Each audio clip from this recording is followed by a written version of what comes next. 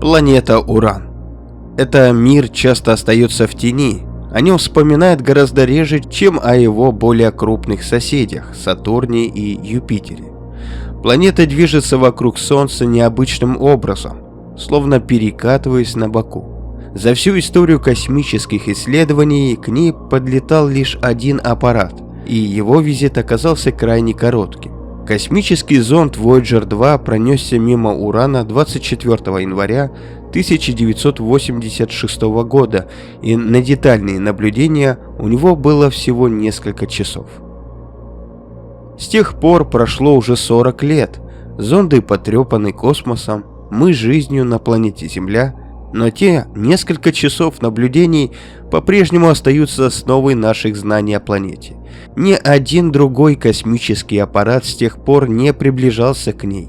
Однако это вовсе не означает, что исследования остановились. Современные телескопы стали значительно мощнее, а новые орбитальные телескопы, такие как Джеймс Уэбб, также делятся множеством новых результатов, некоторые из которых способны серьезно изменить учебники по планетологии.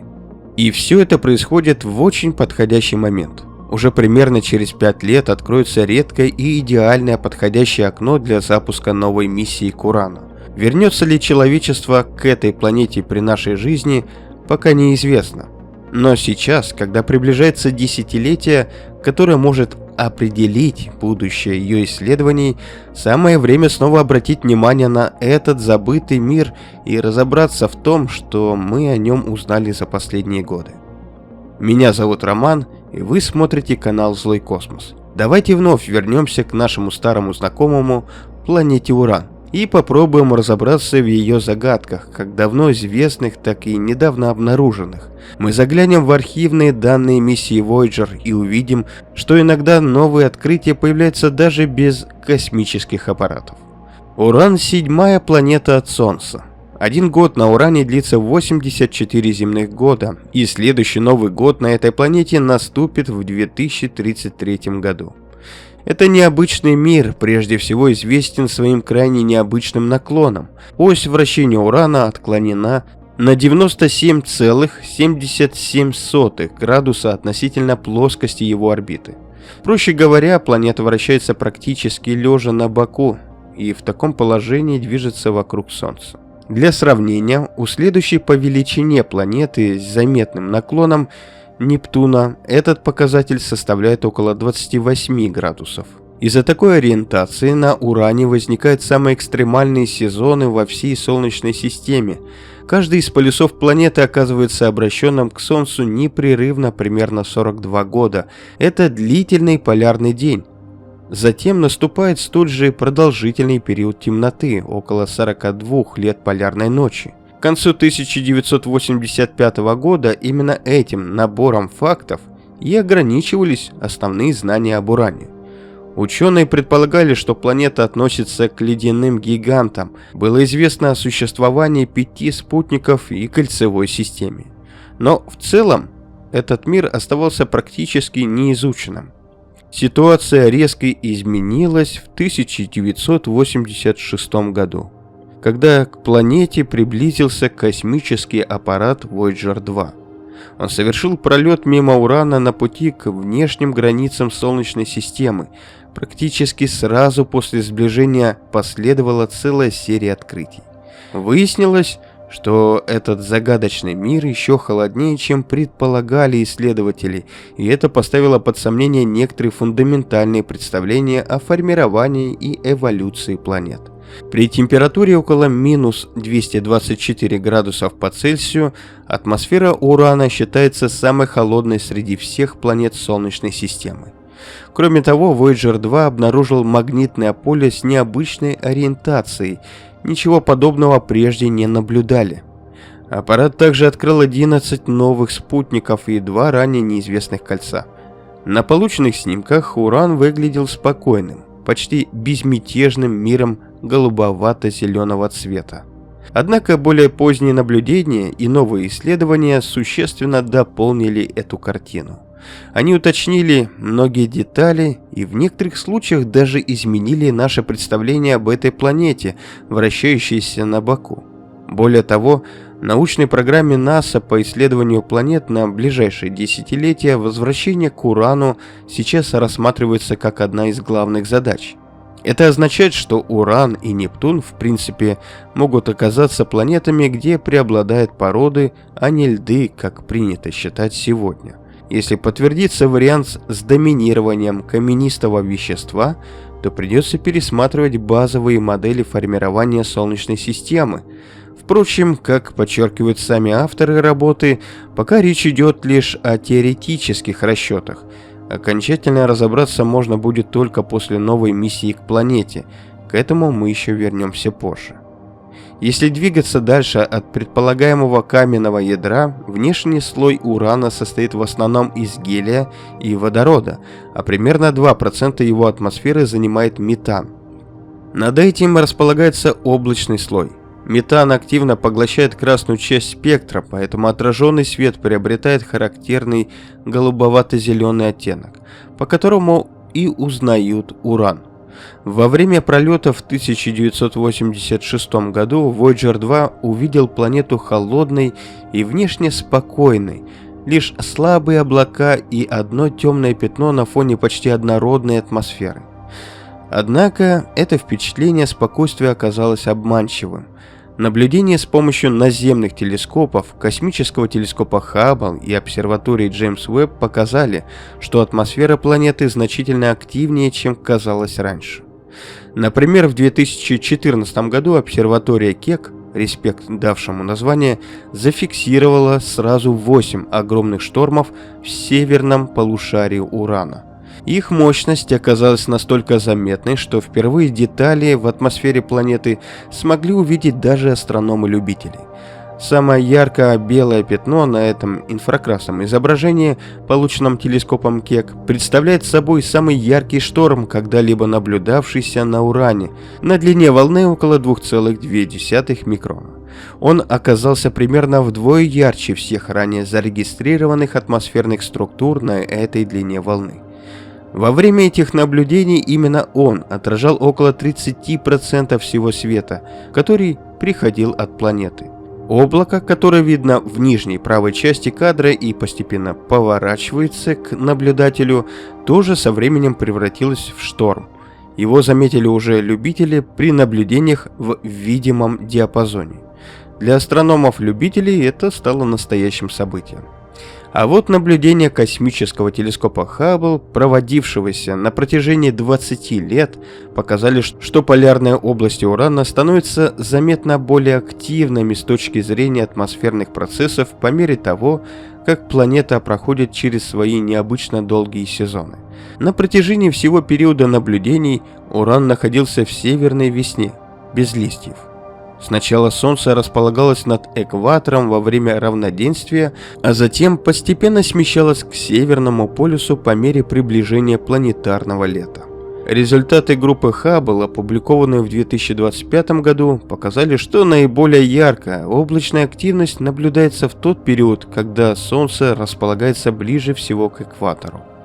Максимум активности пришелся примерно на равноденствие 2007 года.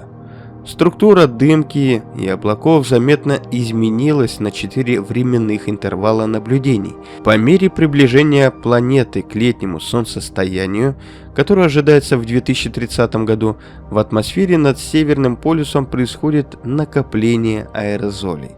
На изображениях хорошо видно, как этот процесс развивается. Северный полюс, который на снимках 2022 года, выглядит темным. К 2022 году становится значительно более отражающим. Одновременно Южный полюс темнеет, погружаясь в долгую зимнюю тень. Все это указывает на то, что солнечное освещение напрямую влияет на образование дымки и облаков в атмосфере Урана. Наблюдения Хаббл позволили также выявить циркуляционные процессы, управляющие сезонными изменениями. Полученные данные, указывающие на то, что атмосферные газы опускаются в районе полюсов и поднимаются в других областях планеты. Сохранение такого нисходящего потока и постепенные климатические изменения напрямую связаны с экстремальным наклоном оси Урана. Это единственная планета Солнечной системы, которая получает больше солнечной энергии на полюсах, чем на экваторе, поэтому сезонные изменения здесь оказываются самыми резкими среди всех планет. Но влияние Солнца не единственный фактор. Считается, что термосфера Урана нагревается также солнечным ветром.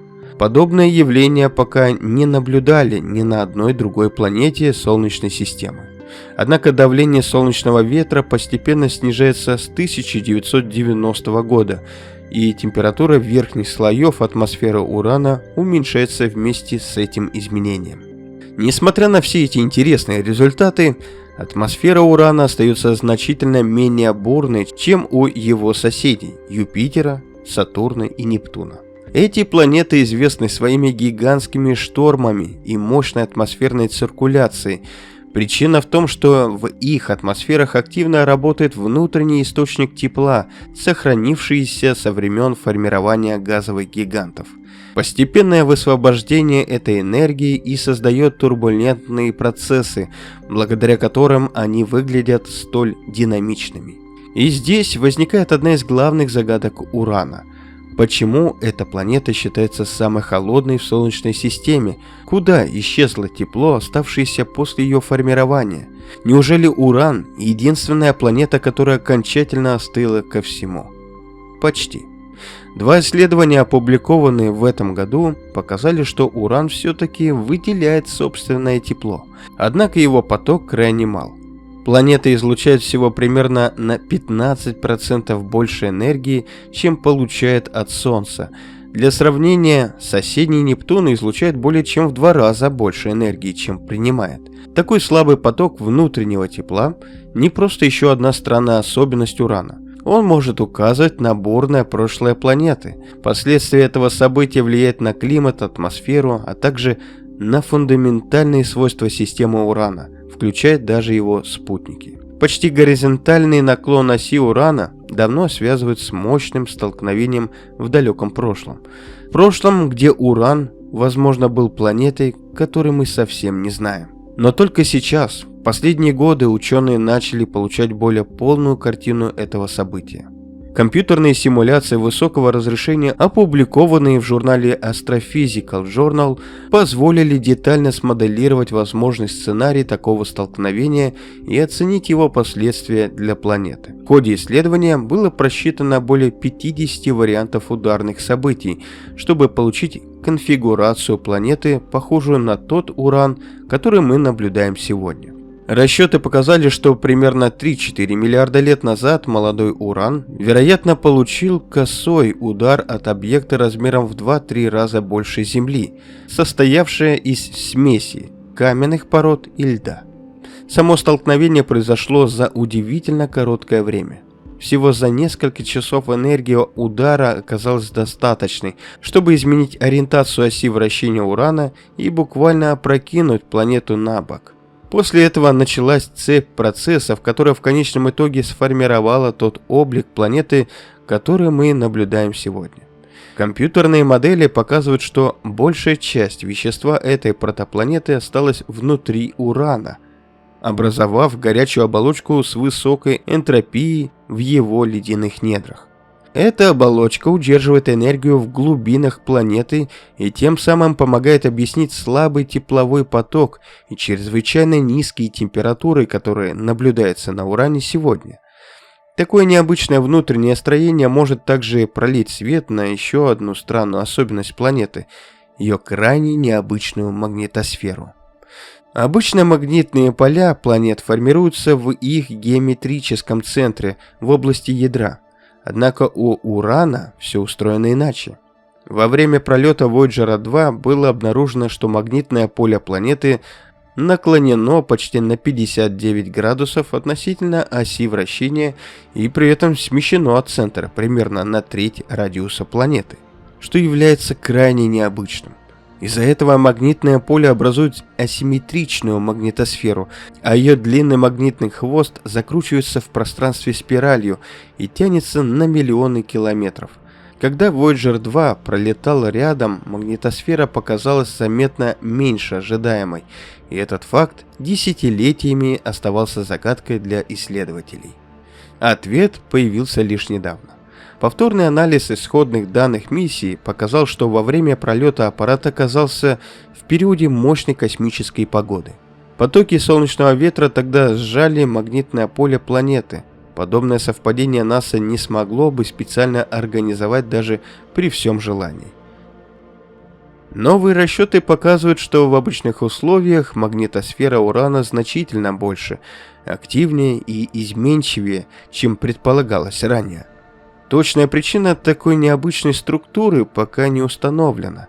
Возможно, магнитные поля возникают вовсе не в ядре планеты, а формируются в конвективной мантии, на которую повлияли вещества, оставшиеся после древнего столкновения миллиарды лет назад.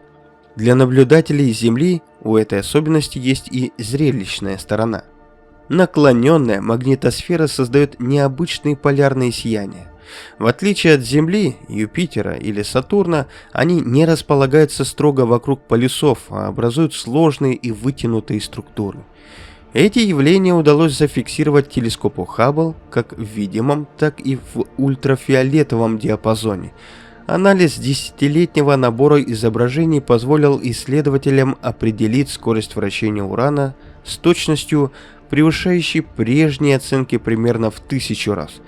По новым расчетам, полный оборот планеты занимает 17 часов, 14 минут и 52 секунды. Невозможно не упомянуть и еще одно впечатляющее изображение. На нем показаны инфракрасные полярные сияния, которые после 30 лет попыток наконец удалось обнаружить на Уране. Однако последствия древнего столкновения, пережитого планетой, на этом не заканчиваются. Когда произошел удар, крупнейшие спутники Урана еще не существовали. Планета находилась внутри плотного диска вещества, и столкновение выбросило в орбитальное пространство дополнительное количество камня и льда. Постепенно из этого материала начали формироваться будущие спутники. Когда вещество стало объединяться в более крупные тела, образуя 5 крупнейших лун, новый наклон оси Урана повлиял на их орбиты. Гравитационное воздействие планеты заставило спутники принять тот же наклон, который сегодня наблюдается у всей системы. На данный момент известно о 29 спутниках Урана, на 2 больше, чем когда я в прошлый раз рассказывал об этой планете. 28-й спутник получил временное обозначение S2023U1 и был обнаружен в 2023 году Скоттом Шепардом при наблюдениях в обсерватории Лас Кампанас в Чили. Самое новое открытие, 29-я Луна, была сделана в феврале 2025 года при помощи камеры NIRCam космического телескопа Джеймс Уэбб.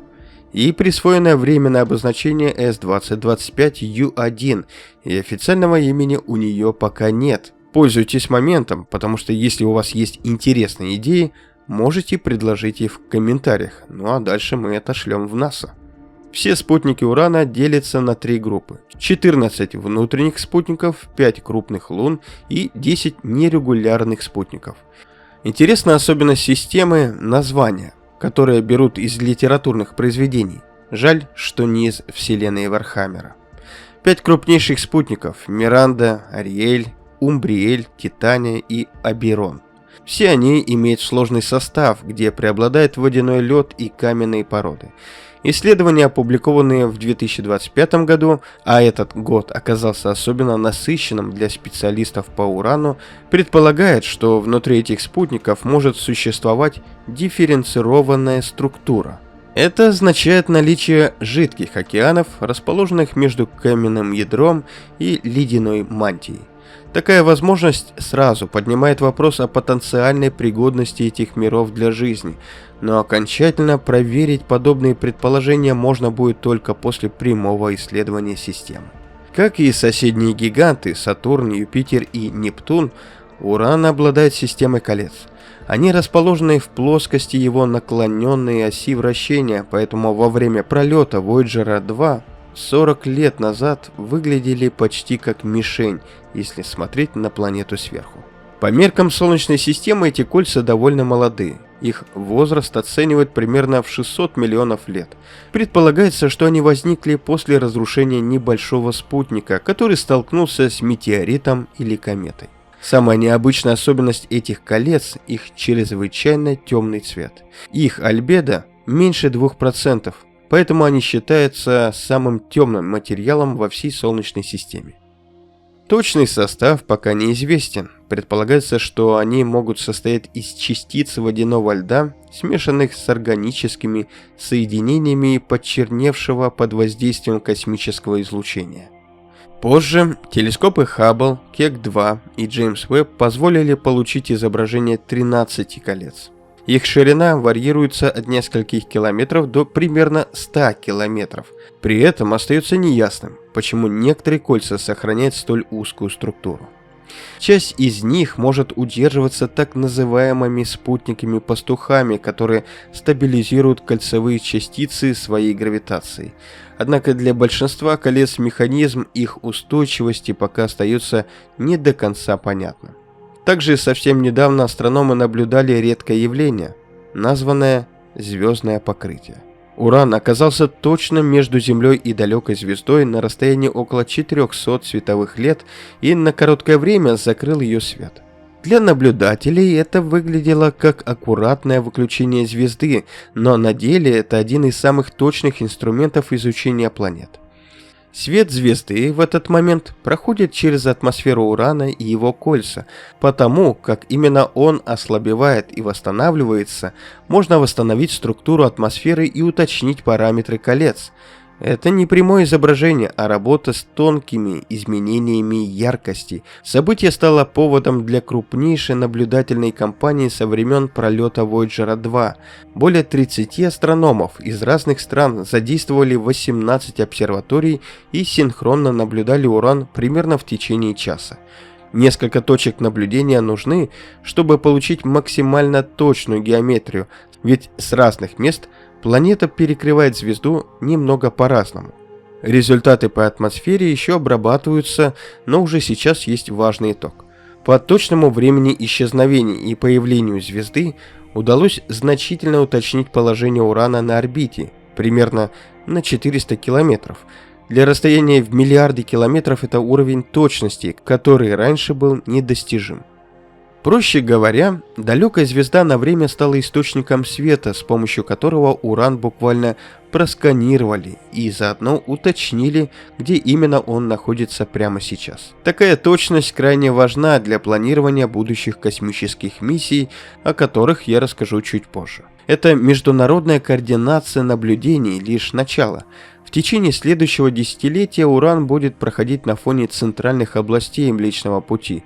Это создает редкую возможность для новых исследований методом звездных покрытий, а наилучшие условия для них ожидаются в 2031 году. Последние годы оказались крайне насыщенными для исследования этой странной седьмой планеты, голубовато-зеленого мира, вращающегося на боку. Особенно активным оказался 2025 год, когда вышло множество научных работ. Они показали, что Уран представляет собой динамичную планету со сложной историей и множеством загадочных особенностей. С момента, когда Уильям Гершель стоял в своем саду и смотрел самодельный телескоп, человечество узнало об Уране огромное количество нового. И это при том, что Уран и его сосед Нептун остаются наименее изученными планетами Солнечной системы. Но к Урану снова возвращается как к одной из ключевых целей. Например, в НАСА он обозначен главным приоритетом среди будущих планетных миссий.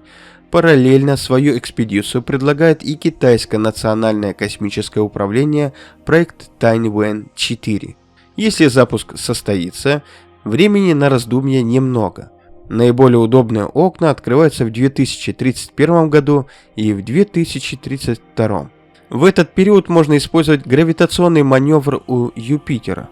Он позволит разогнать аппарат и сократить перелет на несколько лет. Задачи у миссии предельно практичны: уточнить гравитационное и магнитное поле, разобраться с составом газовой оболочки, изучить кольца и отдельно спутники, где теоретически могут существовать условия, пригодные для сложной химии. Работа уже фактически началась, пока на уровне расчетов и проектирования, но направление задано. Если есть какие-то вопросы или, возможно, темы, которые хотелось бы обсудить в следующий раз, напишите в комментариях. Это может быть что угодно: космос, научная фантастика, история человечества или что-то еще. И да, если хотите поддержать меня, пожалуйста, загляните на Boosty или Patreon. Это прямой способ помочь проекту двигаться дальше. А пока мы покидаем планету Уран и переходим к следующему космическому делу.